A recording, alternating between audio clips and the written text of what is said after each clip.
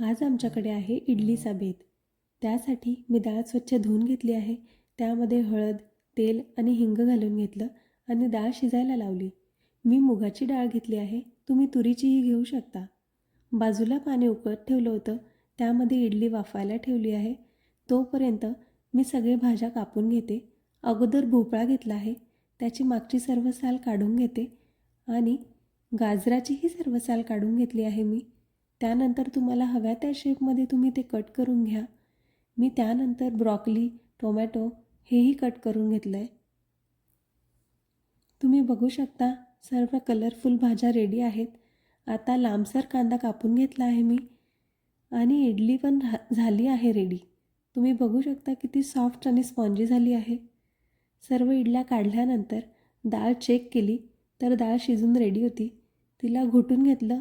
त्यामध्ये हवं तेवढं पाणी ॲड केलं आहे आणि आता सांबारासाठी पॅनमध्ये तडका दिला आहे. त्यामध्ये जिरं, थोडी मेथीदाणे, कढीपत्ता, कांदा आणि टमाटा परतून घेतला आहे. त्यानंतर सर्व भाज्या टाकायच्या आहेत. त्यांना छान वाफवून घ्यायचं आहे. त्यानंतर हळद आणि चटणी पावडर टाकायची आहे आणि ती सगळी शिजलेली डाळ ती घालून घ्यायची आहे. त्यानंतर सांबार मसाला टाकायचा आणि उकळून घ्यायचं. झालं इडली सांबार रेडी.